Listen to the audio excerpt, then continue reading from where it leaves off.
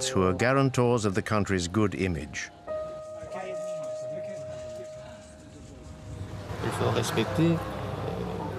The law must be respected. We do not allow French journalists to go out alone. Our country, North Korea, does not like the French. Why? Because they took part in anti-North Korean operations. There never were any French operations against North Korea. But in Pyongyang's eyes, every foreigner is a potential enemy who has to be closely watched. It's the sworn duty of each guide to chaperone the visitor and regurgitate the regime's propaganda. Even these official North Korean guides may not be filmed. During our stay, we will be confined to our Pyongyang hotel, with absolutely no chance of being allowed to go out into the city unaccompanied. So, Mr. Han, what are we going to do? What now? Going for a stroll. Where? Here. In the hotel? Yes, in the hotel. Maybe we could go into town. No.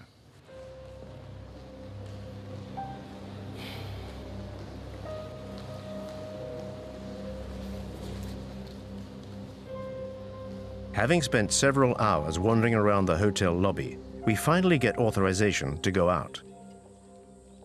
Any trip is pre-programmed and serves the objectives of the propaganda machine. The house where the founder of the nation was born reminds foreigners of President Kim Il-sung's heroic deeds and helps to affirm the family's legend. When she was 14 years old, the president left his native home, Mangyongdae, firmly determined not to return before Korea became independent. Since then, the president led the 20-year-long arduous anti-Japanese armed struggle to a shining victory and finally liberated our country. So our country... Hundreds of North Korean soldiers are taking part in a mandatory pilgrimage to honor the eternal president's memory. Here in From the grandfather, Kim Il-sung, to the present incumbent, his grandson, Kim Jong-un, the leaders are as one in official pronouncements. Well, we now have the respected Comrade Kim Jong-un as our Supreme Commander. He is exactly like the President Kim Il-sung and the great General Kim Jong-il in his ideal leadership and in his humanity. So our Korea will always emerge victorious in the future too, under the wise leadership of the respected Marshal Kim Jong-un.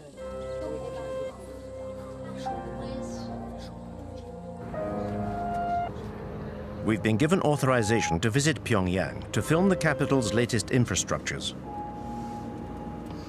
The authorities are keen to airbrush the image usually associated with this country: a totalitarian regime, a family dynasty, and brutal repression. This shiny, brand new hospital is exactly the sort of publicity the regime wants. On the 3rd of November last year, Marshal Kim Jong-un visited our hospital. He was very happy. He said he felt like he was walking into a palace. Look at that chandelier up there. That is our emblem. It represents a woman's bust. This is the room which our glorious leader, Kim Jong-un, visited on the 3rd of November. Come in.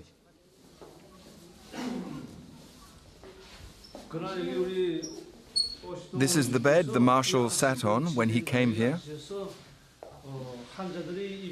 He asked how long the patients stay here. And Marshal Kim Jong-un sent us this 42-inch television the day after his visit. So you sleep here, is that right? You're a patient here? Yes. Do you speak French? A little. What a stroke of luck. The first patient we meet and she speaks French. How much longer are you going to be staying here? A week should be enough, I think. Wearing her hospital clothes, this patient is giving the performance of her life in this well-directed play.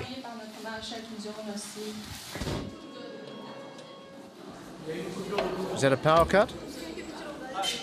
But reality soon kicks in again. Do you often have power cuts? No, very rarely.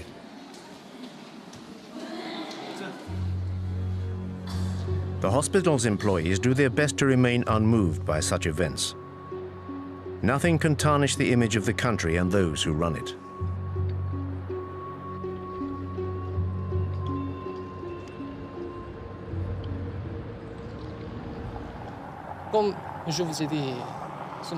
As I said to you this morning, our country is at loggerheads with the USA, Japan, and South Korea. So we need a strong military, many soldiers to defend the fatherland. There is always tension in the Korean Peninsula.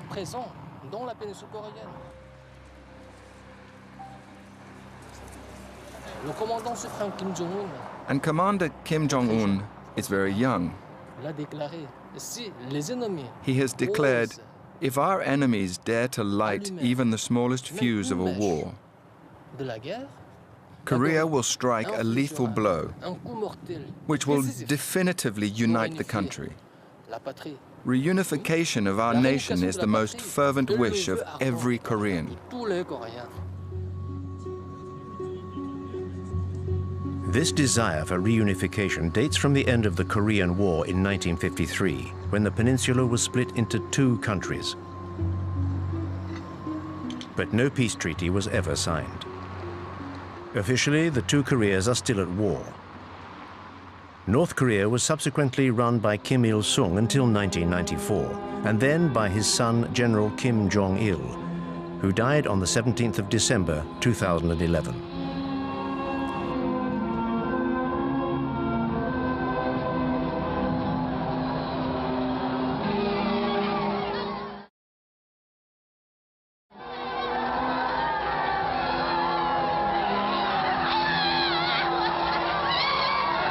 Kim Jong-un, son of the late Kim Jong-il, has been in power for 3 years.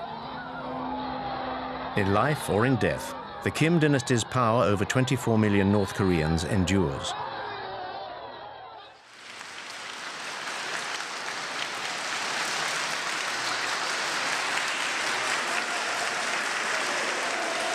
The Kim family is the first communist dynasty in history. The new incumbent was presented to the people as a natural successor. Barely 30 years old, Kim Jong-un was quickly awarded the titles of Supreme Commander and then Marshal, and set about consolidating his power. Kim Jong-un's accession to power gave birth to a new hope in the hearts of the North Korean people.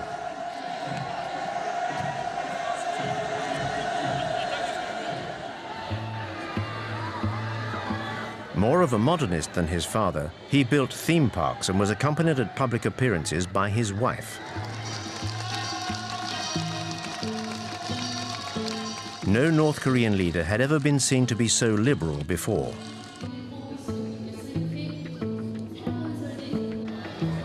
Kim Jong-un cultivated his image right down to his posture, which was designed to be reminiscent of his grandfather's. Propaganda has now established him as the third strongman of the North Korean nation. The leader is the country's brain and the people are its body. Our guide is here to remind us of this. Marshal Kim Jong-un is exactly like General Kim Jong-il in his human virtues, his political leadership, and his philosophy. Therefore, everybody respects and idolizes him. The guide's rhetoric is always the same. Under Kim Jong-un, devotion to the leaders remains almost religious. Like all transient foreigners, we are constrained by the regime's demands.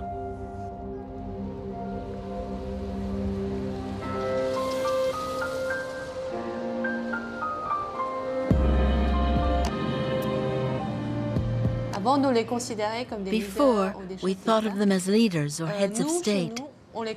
Now, we think of them as our family's fathers.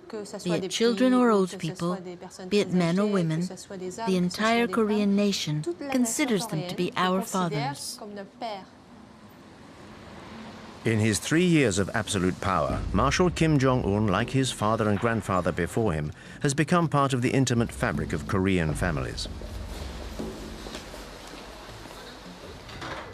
This retired scientist and her granddaughter are typical of this devotion to the regime. What are your feelings towards the Marshal? Like everyone else, I feel that Marshal Kim Jong-un is the embodiment of our destiny. He is our future and a father to us all. You foreigners could never understand how much we venerate our Marshal. The whole Korean population places its future and destiny in his hands. It is thanks to Marshal Kim Jong-un that I am wealthy and can live like this. In fact, maybe you know the song which speaks of the rise of our young nation and tells how our country will be built by the people under the guidance of Comrade Kim Jong-un. Thanks to him, our future will be brilliant and socialism will triumph.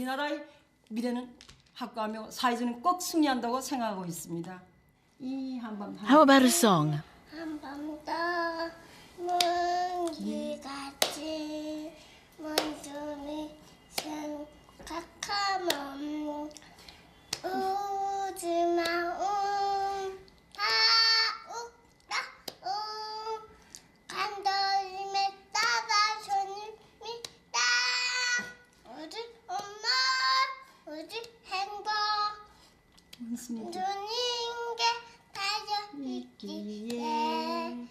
아침 저녁 소원은 하나 원수님의 안녕입니다.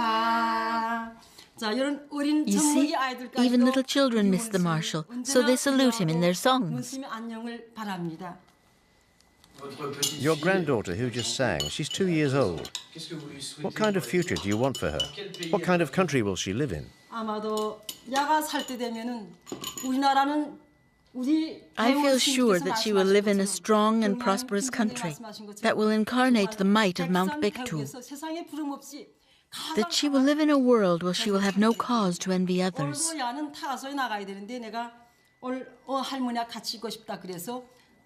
She already goes to a good nursery and will go to the free high school and university. We hope she's going to be a scientist like her grandfather. We would like her to contribute to our nation's developments in science and technology under the guidance of Marshal Kim Jong-un.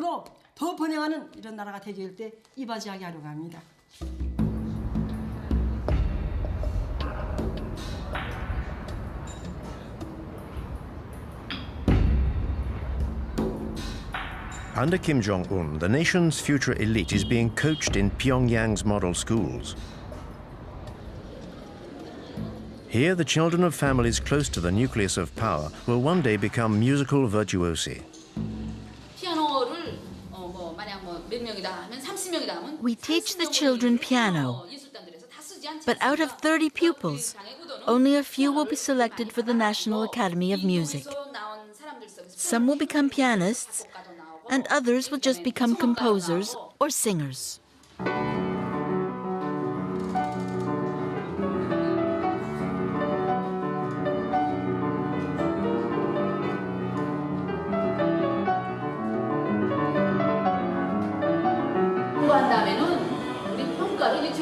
Our junior school gives out these red stars as rewards to children for good work.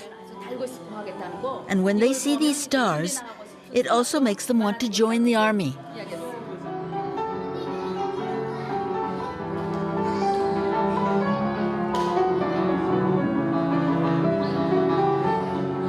In this way, youth is molded to the regime's ideology from an early age and plays a vital role in its propaganda.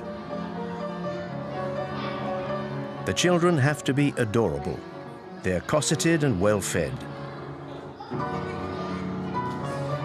These are the regime's privileged few, the keepers of its eternal future.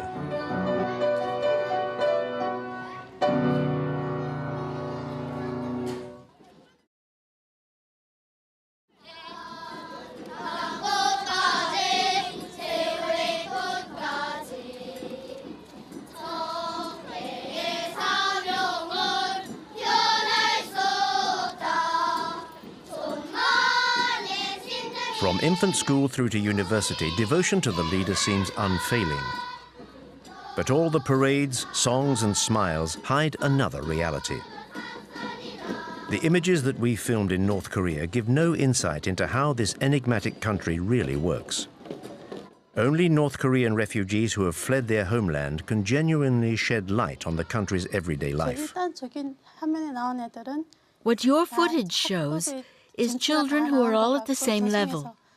The ones who lead the parades on the streets of Pyongyang are psychologically groomed throughout their time at school, and usually they have access to better facilities, owing to their parents' position, because it's a privilege to lead parades like this through the streets of the capital.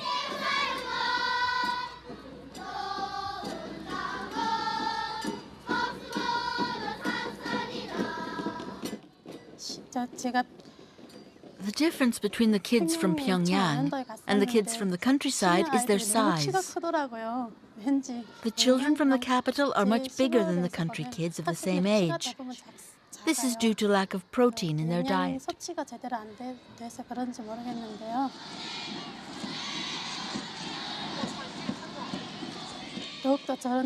Now a whole host of new songs glorifying Kim Jong-un is being taught to the children. And they teach them to us, their parents. If children sing any song that is in any way critical of North Korean socialism, they're censured in front of their classmates.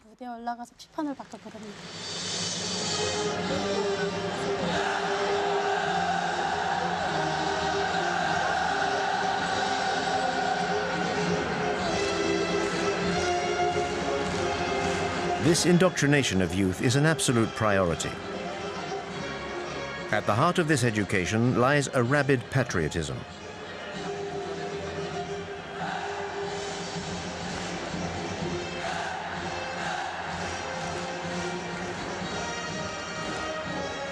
These children are the future of North Korea and have to be ready to defend their nation.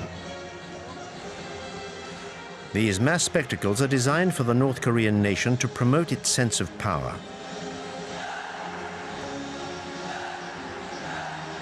These 20,000 young participants are all members of families fiercely loyal to the regime.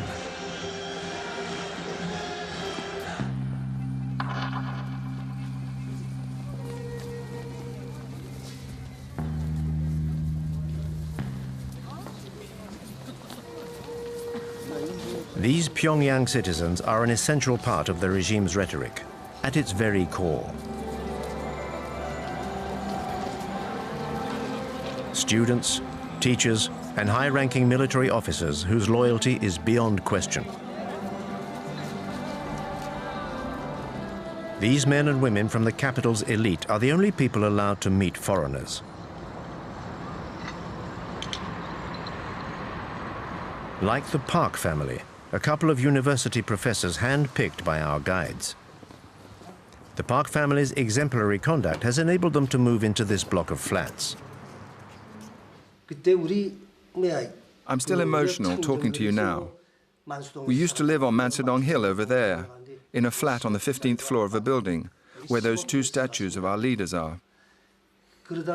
We were given this apartment on the 2nd of July 2012.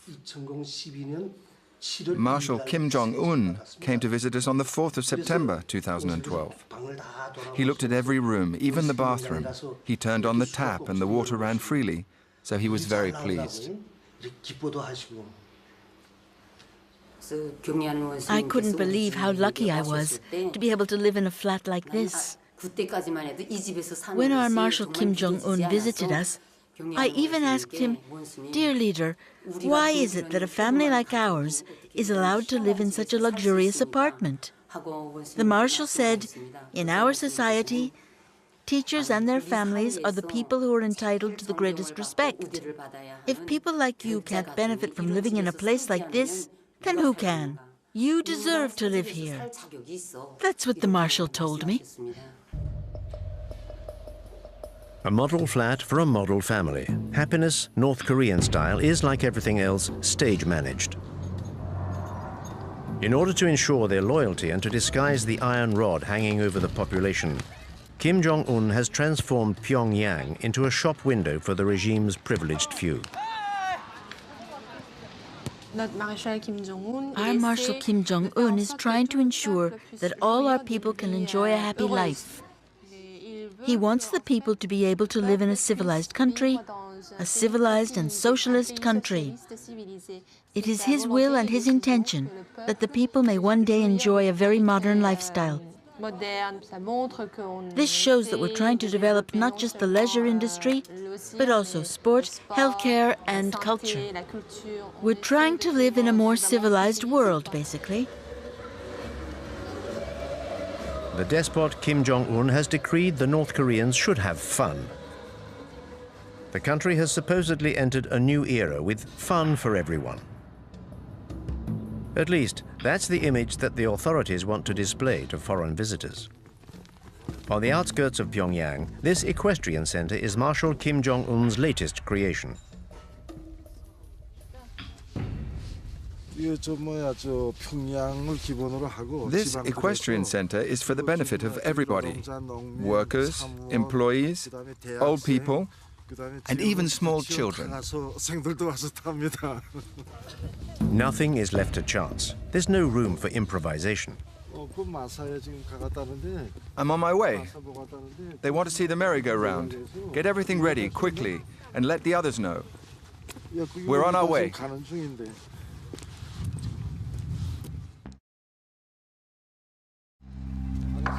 The horse symbolizes North Korea's power.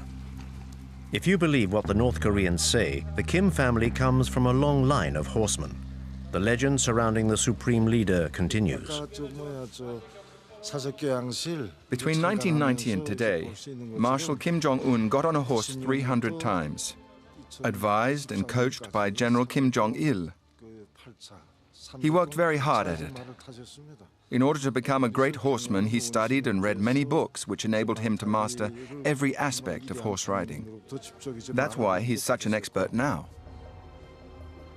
The myth surrounding Kim Jong-un borders on the grotesque. Indoctrination seeps into every aspect of life.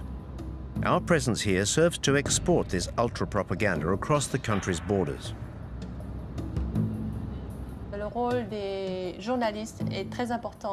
The role journalists play is very important. That's why we're taking the documentary you are making of our country so seriously. We hope that you will take what we have told you and turn it into a fair and objective documentary. Part of the schedule for the day is a visit to Marshal Kim's latest folly, a ski resort 200 kilometers from Pyongyang. His time studying in Switzerland gave him a taste for winter sports. The regime has spent $300 million on the construction of this complex. But Kim Jong-un has also achieved his objective of circumventing the embargo on leisure goods imposed by the international community. We have 10 ski slopes here at the Masik Resort, 9 for professional skiers and 1 for beginners. We started building these slopes in May 2013, and we finished on the last day of December 2013. That's what the Marshal required, and we achieved it. Our leader even promoted our resort all over the world.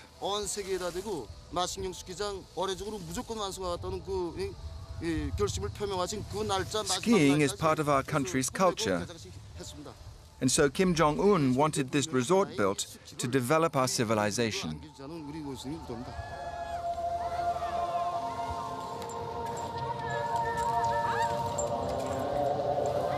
But who in North Korea can afford the luxury of a holiday here? No one is willing to explain the circumstances of their stay here. The resort was designed with the people in mind, and the prices too have been set with the people in mind.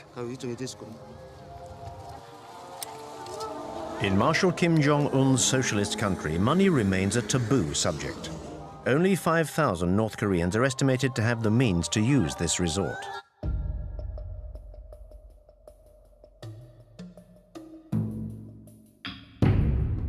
In the opinion of this North Korean refugee, these new facilities are unacceptable.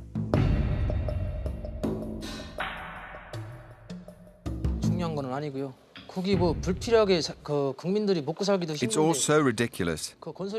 People are starving to death, and these facilities are only for rich people from Pyongyang and no good to anyone else. The reality is that people in North Korea are suffering.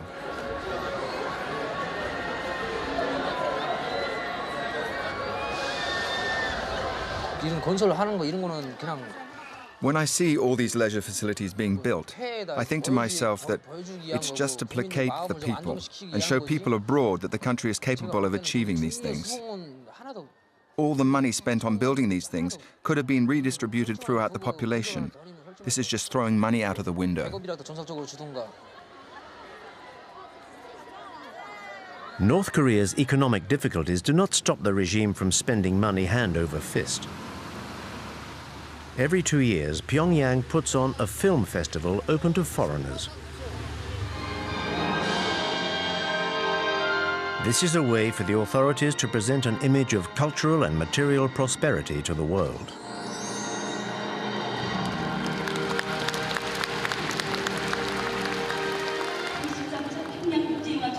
We declare the 13th Pyongyang International Film Festival open. The films and cartoons shown all follow the party line, of course. This amenability towards the world outside North Korea is limited, and tributes to the leader are never far away. This event is all the more important because it only takes place thanks to the interest and the love that Marshal Kim Jong-un has for the cinema. You're about to watch films which are completely innovative in both form and content. North Korean cinema has a central role in the propaganda machine. It educates even before it entertains.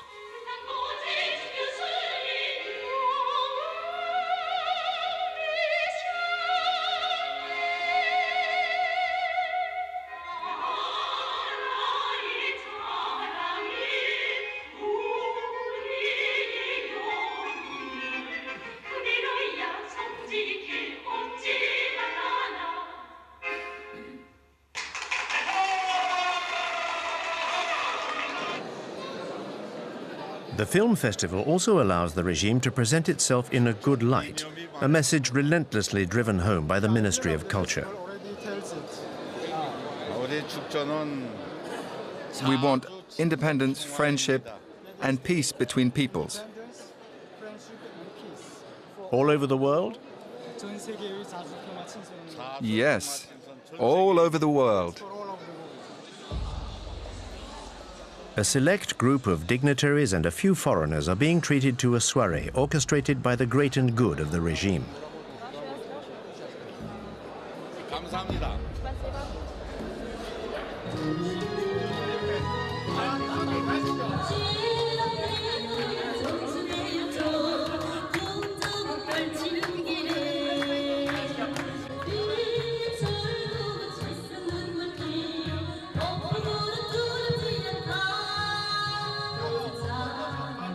But behind this facade of a smiling, prosperous North Korea, the regime maintains control over every citizen's life.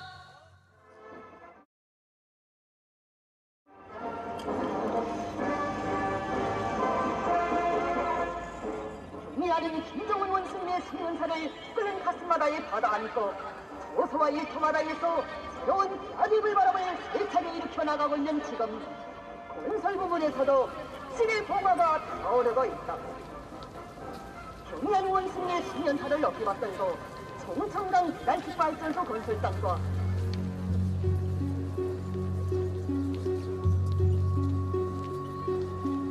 In this country of supreme leaders, even the smallest event is an opportunity to pay tribute to the leadership. Under North Korea's totalitarian system, there is no other choice.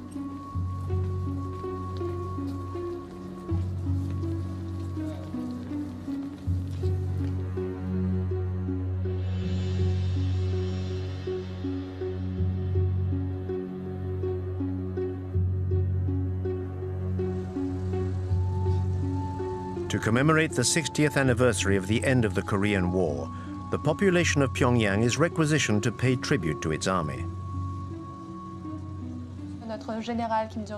General Kim Jong-il said, "To safeguard our country, one can live without candy, but one cannot live without bullets." Our guide's words are directly influenced by the Songun doctrine, devised by the former leader Kim Jong-il, which gives the army the dominant role in building North Korea's socialism.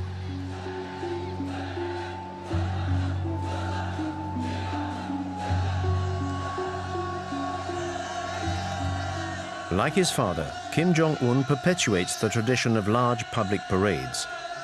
In this way, he sets the scene for his own power and that of North Korea.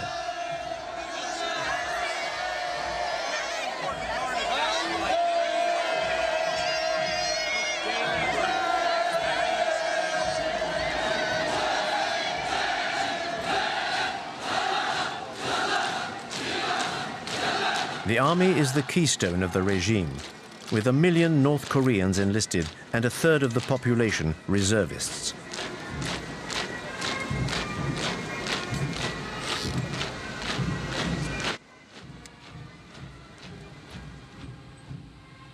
북한의 열병식은 독특한 대열 방식입니다.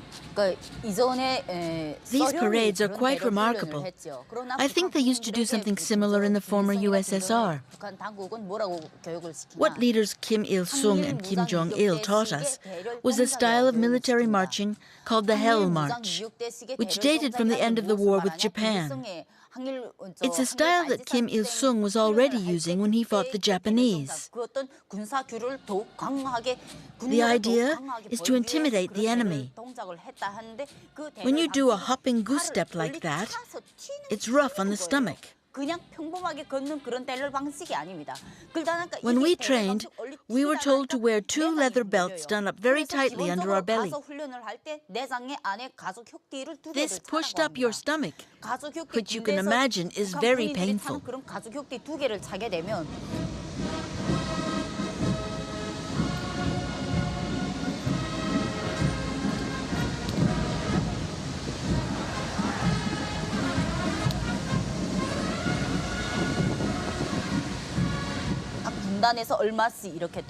I took part in training for these parades while I was a student at military college.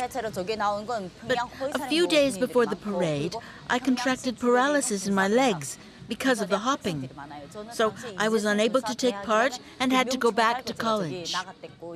The training is extremely hard. It felt like being a prisoner in a labor camp. And in North Korea, not to be able to take part in the parades is very shameful.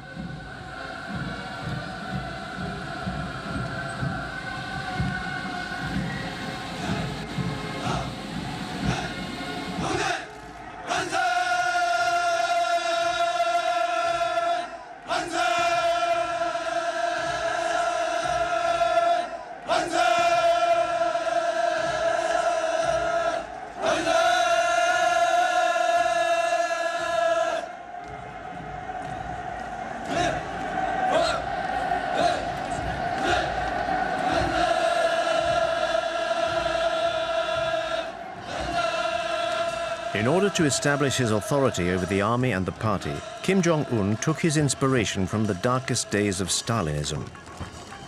In December 2013, the young dictator began a violent purge of the state's apparatus. Any officials who could have got in his way were brutally eliminated, beginning with his own uncle, Jan Song-taek, who was very influential at the heart of the regime.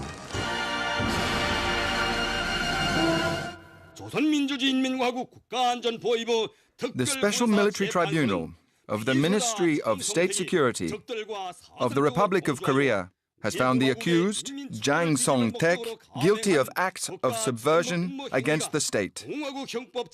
His goal was to overthrow the power of the proletariat by aligning himself with our ideological enemies. This crime carries the severest penalty under Article 60 of our Penal Code. This upstart, this traitor to the revolution, is condemned to death. The decision is to be implemented with immediate effect. Jiang Song-tek was shot, according to the party line, for fomenting a coup d'etat. He was said to be overly immersed in commercial activities with China. Any hope of the regime relaxing its approach was definitively snuffed out. Kim Jong-un has asserted himself as a warlord. His frequently bellicose directives are followed to the letter by North Korea's soldiers. After the Kim Jong-un regime took power, training became more and more intense. He was determined to crush South Korea by force. He was very insistent on the weapons we had to use and ordered us to use all our ammunition on every training drill. I remember the directives changing when he took over. We had to go up into the mountains more and more often for training sessions, 2 or 3 times a week. And everything changed from a military equipment point of view. We got new and better munitions, like armor-piercing bullets. I think Kim Jong-un wants to prove to Koreans that he is capable of preparing the country for a war against South Korea.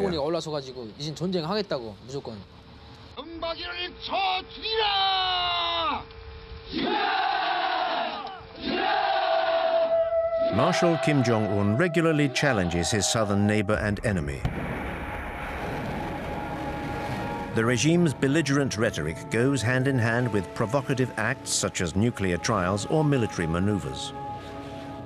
The state needs an enemy to justify the economic priority given to the military. This policy operates with no regard for the population, which outside Pyongyang is still vulnerable. Between 1994 and 1998, the country suffered its worst ever famine, which caused the deaths of hundreds of thousands of people.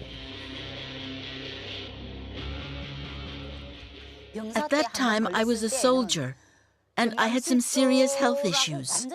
I'd lost a lot of weight. I remember that opposite my barracks, there was a woman who used to deliver food to the Labour Party cells. I went to see the farm manager and pleaded with him to give me some apples. I said, "Give me an apple before I starve to death." So he said, "You can eat what you like when you're here, but you can't take anything with you. Otherwise, all the other soldiers will end up coming here and your superiors will confiscate your food."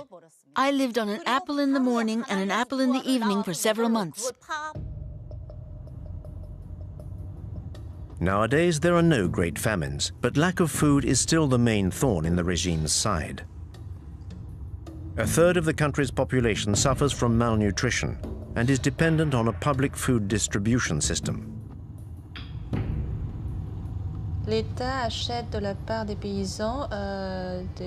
The state buys cereals and other foodstuffs from the farmers at a low price and then redistributes them among the population. Depending on the number of people in the family, they get more or less food. More is given to families where there are adults. The regime is still incapable of feeding its people, but is keen to convince us that the opposite is true. Our journey now takes us on a visit to a naturally exemplary farm. These are the details commemorating our visits from General Kim Jong-il, who came 15 times to give us new instructions. His advice when he was here enabled us to improve production. He was very pleased. The general said, at first, the soil here was bad, but the good work of our farmers has allowed us to increase productivity. General Kim Jong-il himself said that our farm should become a model to the rest of the country. This model farm looks more like a ghost farm. According to the manager, 850 farmers work here. We do not see a single one. This dilapidated greenhouse is the regime's attempt to convince us of how modern its agricultural system is. In fact, what we produce here is mainly for the local population. We don't get involved in how many people we distribute vegetables to. There is an organization above us that calculates this and then gives us production targets for the year.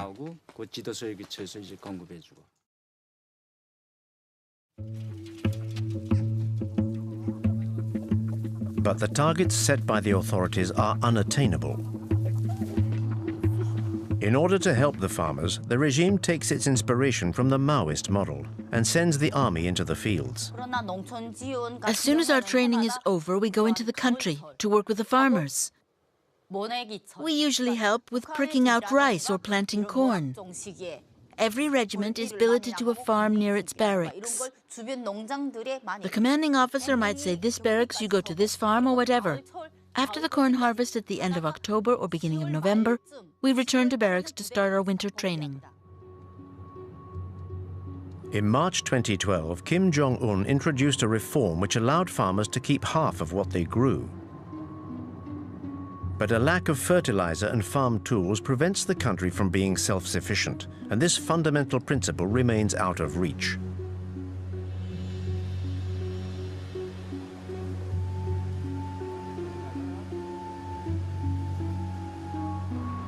The regime seems to continue supporting a systematic economic path. But today, it no longer has any choice but to tolerate private commercial ventures.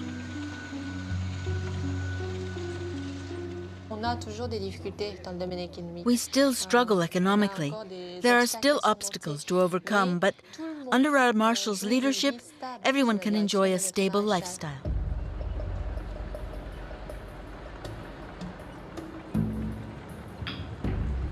The regime has succeeded in maintaining this stability by cutting off its population from the outside world. Only a handful of North Koreans managed to get around this isolation via the black market. There are smugglers who regularly cross the Tumen River on the Chinese border and bring back contraband. I went into business with a bunch of friends, and I remember everyone copying and burning South Korean DVDs brought in from China, and then selling them in the markets. In North Korea, buying DVDs like this is expressly forbidden and goes against the regime and the law. It is actually dangerous to even own them. But there are fewer controls in the evening, so people get together around 10 or 11 and stay up until dawn watching recordings of popular TV series. I remember a very popular South Korean series which showed a casino in a capitalist country. You saw money changing hands, which we'd never seen before. Because all you see on North Korean television is documentaries about Kim Il-sung and Kim Jong-il. And it's still the same today. But in those South Korean series, I saw apartments and wardrobes full of clothes and shoes. The North Korean regime keeps on telling us that South Koreans are very poor. But the people in those series were really fashionably dressed, and I loved it.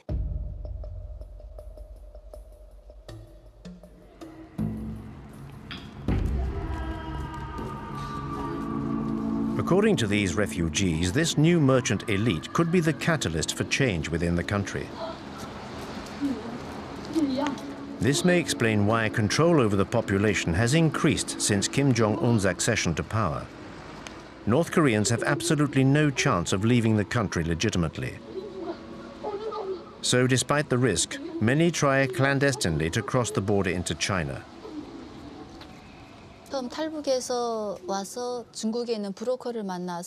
The first time I fled North Korea, I met a middleman when I arrived in China and was sold to a Chinese farmer. When you're on Chinese soil, you're considered an illegal immigrant and not a refugee. I ended up getting caught, and the Chinese authorities sent me back to North Korea. I was sent to a labor camp for a year. I was beaten for 3 days. The first few days are meant to frighten you and make you confess your crimes. Once you've confessed, you're sent to a labor camp or to prison. When they were torturing me, they prevented me from sleeping, and they hit me here, in the eye.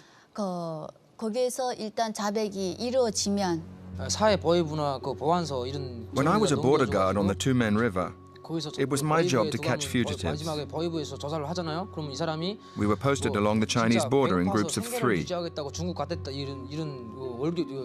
When we caught a fugitive, we took them to our guard post, where we recorded the time and date at which we'd captured them. Then the fugitive was interrogated by our boss and transferred to the Department of Security. If the prisoner was starving, we could be lenient. Otherwise, they were sent straight to prison or the labor camp. All I did was hand them over to my superiors. We were rewarded for each fugitive we caught.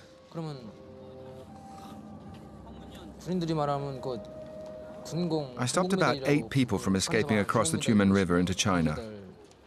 If you catch 1 fugitive, you get a medal. If you catch 5 in the same year, the Labour Party awards you prizes and even holidays so that you can go home and see your family.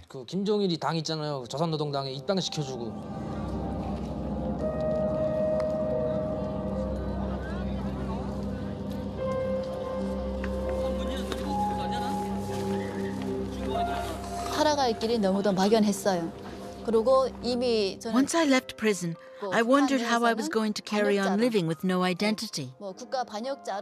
I was considered a traitor to the nation, so I had no future in North Korea. I tried to flee a second time. I had obtained contact details for a people trafficker while I was in prison. Thanks to him, I managed to cross the Tumen River between China and North Korea. With the fake passport he made me, I got on a boat to South Korea the following day.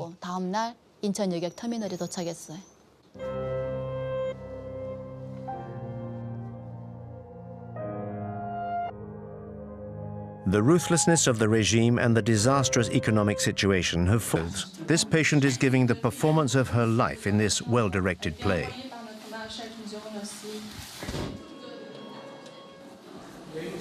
Is that a power cut? But reality soon kicks in again. Do you often have power cuts? No, very rarely.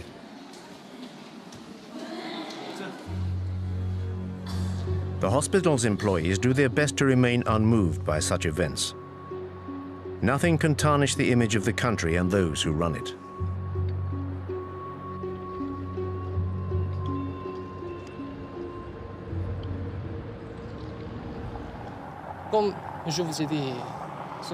As I said to you this morning, our country is at loggerheads with the USA, Japan, and South Korea.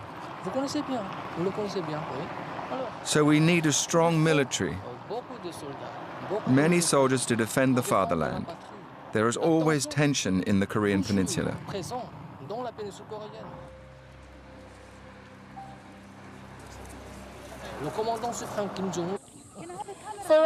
Hundreds of North Korean soldiers are taking part in a mandatory pilgrimage to honor the eternal president's memory. From the grandfather, Kim Il-sung, to the present incumbent, his grandson, Kim Jong-un, the leaders are as one in official pronouncements. Well, we now have the respected Comrade Kim Jong-un as our Supreme Commander. He is exactly like the President Kim Il-sung and the great General Kim Jong-il in his ideal leadership and in his humanity. So our Korea will always emerge victorious in the future too, under the wise leadership of the respected Marshal Kim Jong-un.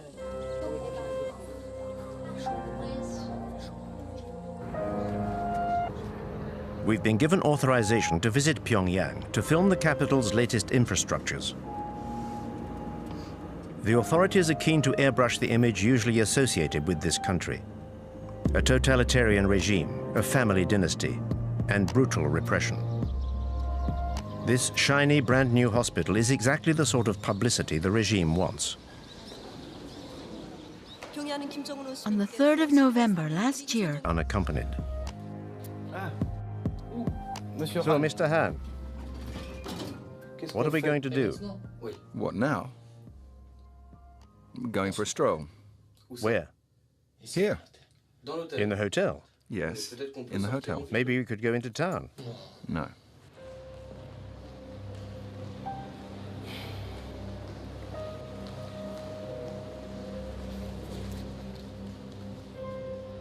Having spent several hours wandering around the hotel lobby, we finally get authorization to go out. Any trip is pre-programmed and serves the objectives of the propaganda machine. The house where the founder of the nation was born reminds foreigners of President Kim Il-sung's heroic deeds and helps to affirm the family's legend. When she was 14 years old, the president left his native home, Mangyongdae, firmly determined not to return before Korea became independent. Since then, the president led the 20-year-long arduous anti-Japanese armed struggle to a shining victory and finally liberated our country. Marshal Kim Jong-un visited our hospital. He was very happy. He said he felt like he was walking into a palace. Look at that chandelier up there. That is our emblem. It represents a woman's bust. This is the room which our glorious leader, Kim Jong-un, visited on the 3rd of November. Come in.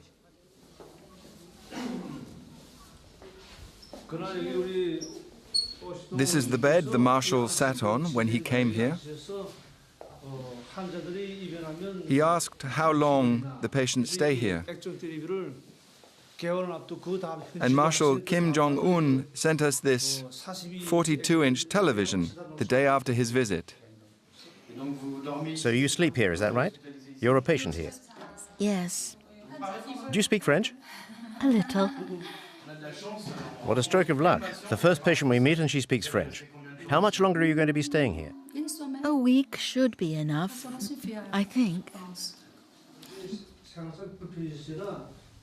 Wearing her hospital clothes.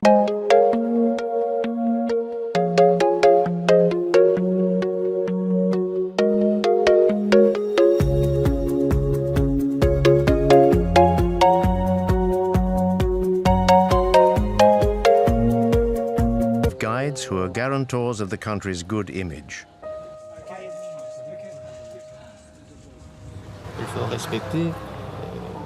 The law must be respected. We do not allow French journalists to go out alone. Our country, North Korea, does not like the French. Why? Because they took part in anti-North Korean operations. There never were any French operations against North Korea.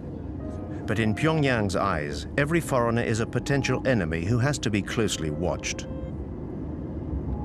It's the sworn duty of each guide to chaperone the visitor and regurgitate the regime's propaganda.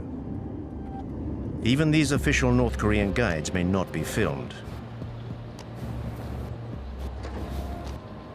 During our stay, we will be confined to our Pyongyang hotel with absolutely no chance of being allowed to go out into the city.